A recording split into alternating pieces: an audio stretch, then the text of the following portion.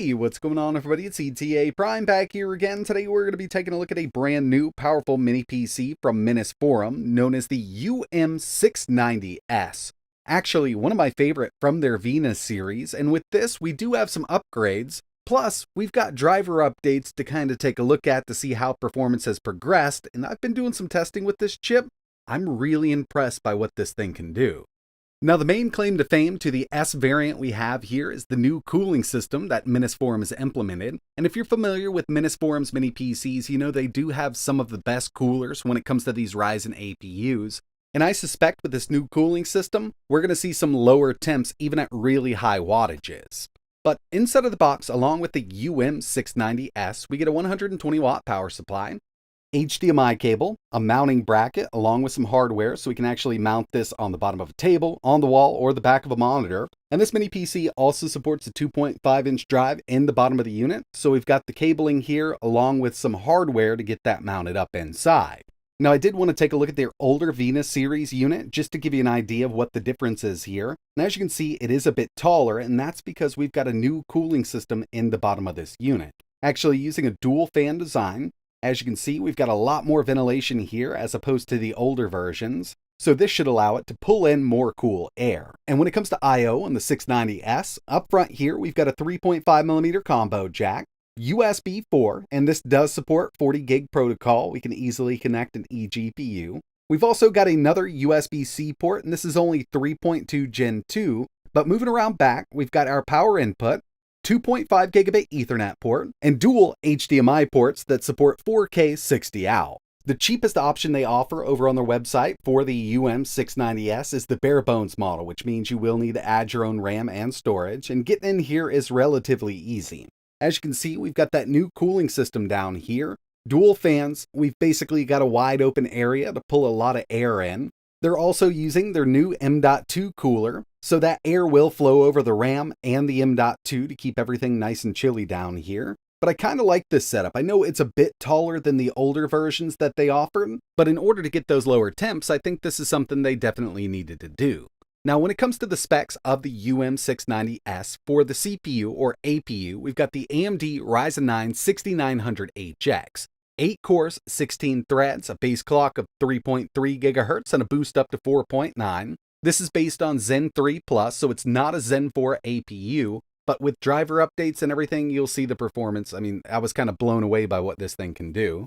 The iGPU is the Radeon 680M with 12 CUs up to 2400 MHz. This one happens to have 32 gigabytes of DDR5 in dual channel running at 4800 MHz. We've also got Wi-Fi 6, Bluetooth 5.2, and I'm going to be running Windows 11, but if anybody wants to see SteamOS or any variant of Linux running on this mini PC, let me know in the comments below. Another couple things we have here with the 690S is their dual heatsink. So this is really awesome, and it's actually one of my favorite coolers for these mini PCs. We've been able to take the wattage up quite high on some of these chips with this exact cooling system here, and along with this, they've also implemented liquid metal. So yeah, I mean, we can definitely go up with the TDP on this thing if we wanted to. Using that Ryzen 9 6900HX as an everyday PC is going to work out great. You want to do some video editing, you can get it done. Photo editing, web browsing, email checking, document editing. It handles 4K video playback like a champ. So in this video, I kind of wanted to take a look at just gaming performance, and the first thing I wanted to show off here was the TDP. So base TDP out of the box with that CPU and GPU maxed out here, 70 watts, but you can always use a third-party application to take this up a bit. Now, it's not recommended by Minisforum. They've got these set up out of the box the way they want them, so do this at your own risk. But yeah, it can definitely unlock a lot of performance. And you know, keep in mind, with the 680M or any of these iGPUs, they do require a little wattage to keep those clocks up. Now, this will go up to 2400 MHz, and through my testing, I've seen this max out at about 38 watts just on the iGPU side. So having that extra wattage to keep the clocks up on the CPU and the GPU at the same time is really where it's at with these mini PCs.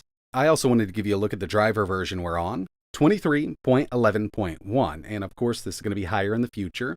But since we're working with RDNA 2 graphics, we don't have access to HyperRX.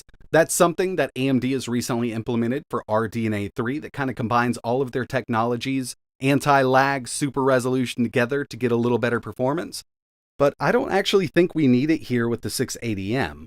Now, I did mention that I'm really impressed with the iGPU performance, and we're going to jump right into a little bit of gameplay here with Forza Motorsports.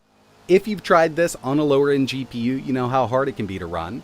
Right now, we are at 900p low settings, but even on the 780M, we've been having trouble getting up to 60. But this is actually handling it quite well. Now, we do get some dips here and there, and if you take a look at Afterburner, you can see that our Radeon boost is kicking in. We're up to around 80 watts on this APU. If you take a look at that temperature, we're not even close to thermal throttling. This will go up to 95 before it needs to thermal throttle itself to cool down. And our iGPU clock is at 2400 megahertz. So we are sending sufficient power to the CPU and GPU to get a game like this running at full speed on an RDNA 2 iGPU.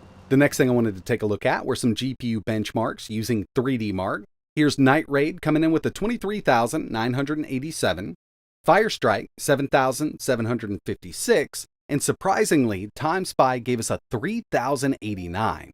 So with the new 7000 series APUs and RDNA 3 graphics, the highest score I've gotten with TimeSpy on the Ryzen Z1 Extreme was 3,300, so we're not far off here with RDNA 2.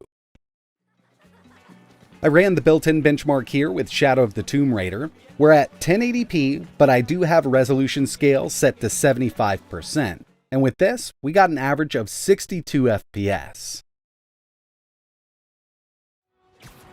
Spiderman Remastered was really impressive, but I did take it down to 720p. I probably should have just went to 900p with it, seeing what kind of performance we're getting here. Not too bad. On average, we got 81 FPS, which is way more than I was expecting.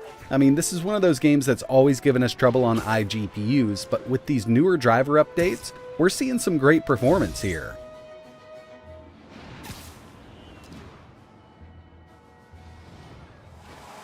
Next, we have Forza Horizon 5, 1080p, medium settings. We got an average of 88 FPS with this, and I don't have any kind of ray tracing on. I always turn it off. I think at medium, it does default to off.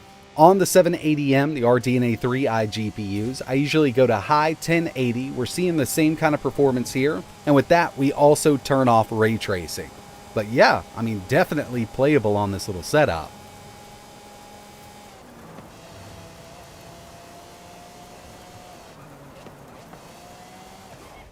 Here's God of War 900p original settings. FSR is set to performance. That's really going to help out with this unless you want to go down to 720.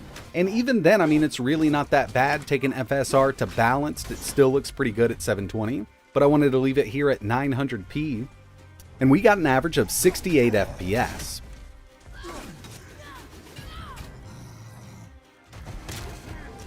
And the final game here is Cyberpunk 2077. 1080p, we're at low settings, and when I say low, I go into the settings there, make sure everything is turned to low. We also have FSR set to performance. We got an average of 74 FPS, and I've tested this extensively on the 780M iGPU, which is based on RDNA 3. At about 50 watts in the ROG Ally, we can average 78. So again, not that far off. I'm really impressed by what these graphics are doing. Another thing I wanted to talk about here was total system power consumption from the wall. So while I'm doing my testing, I have this plugged into a kilowatt meter. It's not a low power consumption PC by any means, because at idle, we're at 19 watts. Average gaming jumped up to around 84. And while doing an extreme stress test, maxing out the iGPU, 8 cores and 16 threads, we saw a total wattage pulled from the wall of 112. Now it does come with that 120 watt power supply, so we're under that. But yeah, I mean, to get this kind of performance, it definitely needs to draw some wattage. Overall, I think performance is looking great here, and I was really surprised to see how close it's coming to those 780M graphics based on RDNA 3. We're working with a Zen 3 Plus CPU, so we're not going to see the kind of performance we see out of Zen 4, but these graphics are definitely keeping up, especially with those new AMD drivers. If you're interested in learning a little more about the Minisforum UM690S, I will leave some links in the description. And like I mentioned at the beginning of the video, if you want to see SteamOS or any other Linux distro running on this mini PC, let me know down below. But that's going to wrap it up for this video. And like always, thanks for watching.